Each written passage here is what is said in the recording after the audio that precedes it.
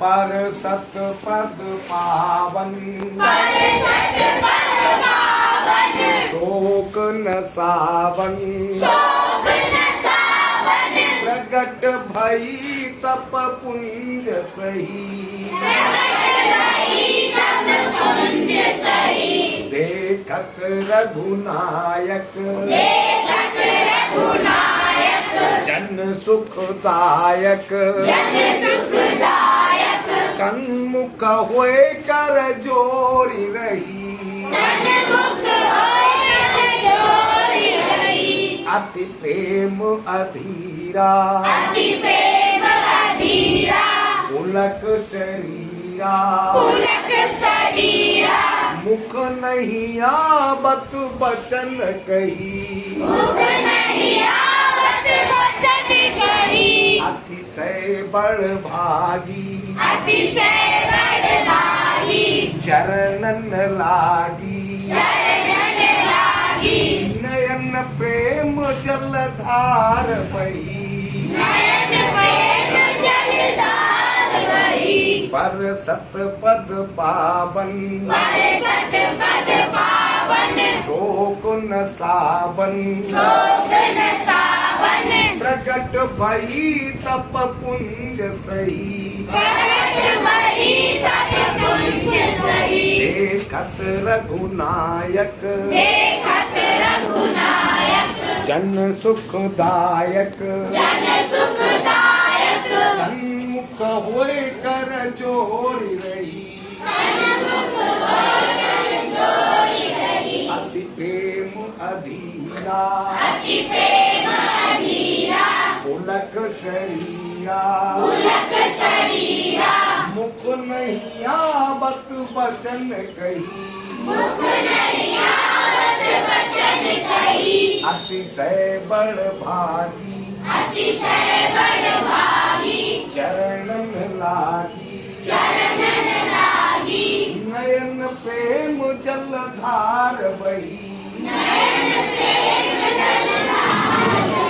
अब समझ लो, मतलब यहाँ तक तो समझ लिया है कि मुनि विश्वामित्र ने राम को बताया कि ये गौतम ऋषि की पत्नी श्राप के कारण अहिल्या है, जो श्राप के कारण पत्थर बन गई है।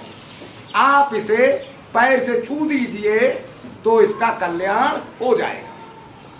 राम ने उस पत्थर को अपने पैर से छुआ और जैसे ही पैर से छुआ, पर सत पद पावन, यानी पैर से छूते ही शोक न सावन, दुखों को दूर करने वाले रामचंद्र जी के पैर को छूते ही वो तपो मूर्ति अहिल्या प्रकट हो गई। तपस्या ही कर रही थी, पत्थर बनी पड़ी थी, एक ही जगह पे तप कर रही थी, तप है ना। तो दुखों को दूर करने वाले राम जी का पैर लगते ही तपो मूर्ति अहिल्या प्रकट हो गई, पत्थर से औरत बन गई। देखत रघुनायक, राम जी को देखने लगी। रघुनायक माने राम जी। राम जी को देखती है, कैसे है राम जी? जन सुखदायक, हर व्यक्ति को सुख देने वाले। प्रकट होकर वो हर व्यक्ति को सुख देने वाले राम जी को देखने लगी और सन्मुख होए कर जोरी रही, और उनके सामने हाथ जोड़कर बैठ गई या खड़ी हो गई, लेकिन उनके सामने आ गई, हाथ जोड़ के उनके सामने खड़ी हो गई। और कैसी हो गई? अति प्रेम अधीरा, प्रेम से अधीर हो गई, यानी उसका धैर्य टूट गया। राम जी के प्रेम में उसका धैर्य टूट गया, अधीर हो गई, शरीर पुलकित हो गया। मुख नहीं आवत वचन कही, और मुंह से आवाज नहीं निकल रही है, कुछ कह नहीं पा रही है। प्रेम के बस, जैसे राजा दशरथ प्रेम के वशीभूत होकर बैठे थे पर उठ नहीं पा रहे थे समाचार सुन के, है ना। तो वैसे ही जब ज्यादा प्रेम के वशीभूत या किसी कारण से आदमी दुख में सुख में पड़ जाता है तो फिर वो शरीर से काम नहीं ले पाता, उसका शरीर उसकी बात को मानना बंद कर देता है। तो उसे अपने मुंह से कुछ कह नहीं पा रही, कुछ कहना नहीं आ रहा है। अतिशय बड़ भागी, अतिशय बड़ भागी, बहुत भाग्यशाली है। अब तो अहिल्या भाग्यशाली बन गई।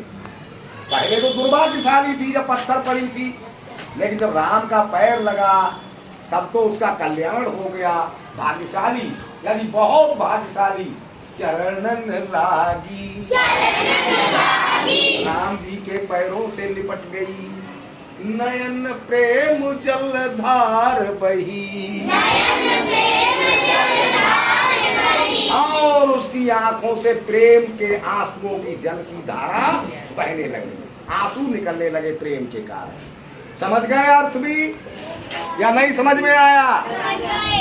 अब इसमें आपको फ्रिक्शनल फोर्स हम समझा चुके हैं साइंस में। इसमें एक दो घटना ऐसी है जो फ्रिक्शनल फोर्स जिसमें मौजूद है। पहली घटना है to touch Ram foot with stone, Ram के पैर का पत्थर से छूना। ये एक घटना है जिसमें फ्रिक्शनल फोर्स है। अब हमने टाइप्स बता दिए फ्रिक्शनल फोर्स की। बताइए, राम के पैर का पत्थर से छूना किस टाइप का फ्रिक्शनल फोर्स है? Static frictional force. करेक्ट बताया नहीं बेटा?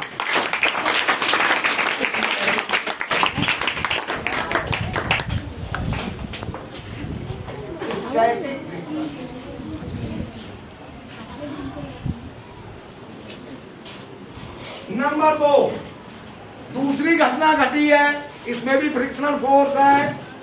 To touch two hands with one another, Ahilya ने हाथ जोड़े हैं तो एक हाथ दूसरे हाथ से टच हुआ है तो हथेलियों के बीच में फ्रिक्शनल फोर्स बन गया या नहीं बन गया? बताइए कौन से टाइप का फोर्स है? फ्रिक्शनल फोर्स है। जोर से बोलो। सही बताया, बजा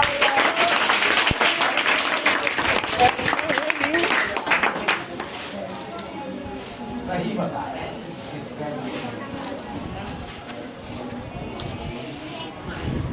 नंबर 3, एक बात और समझो, सिट डाउन, पहले समझ लो। कोई भी आवाज किसी वस्तु के दूसरी वस्तु पर रगड़ करने से निकलती है, यानी एक वस्तु जब दूसरी वस्तु के टच करके जाती है तभी आवाज उत्पन्न होती है, वैसे नहीं उत्पन्न होती। तो इसमें भी फ्रिक्शनल फोर्स लगता है। आवाज भी फ्रिक्शनल फोर्स से उत्पन्न होती है। तो मुख नहीं आवत वचन कही, मुख नहीं आवत वचन कही, वो बोल नहीं पा रही है, आवाज नहीं निकाल पा रही है। तो आवाज का निकलना किस प्रकार का फ्रिक्शनल फोर्स लगेगा? आवाज निकलने में काइनेटिक लगेगा। जब एक वस्तु दूसरी वस्तु की सतह से गुजरेगी, चलेगी, तभी और चलने वाला काइनेटिक होता है। Kinetic friction force.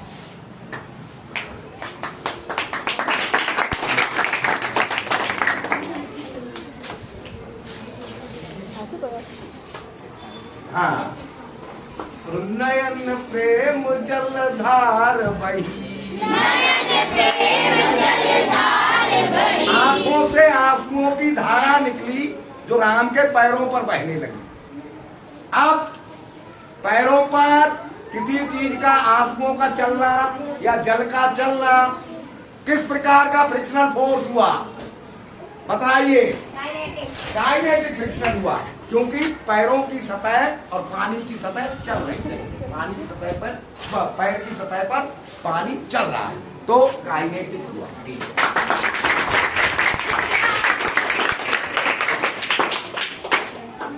काइनेटिक बस।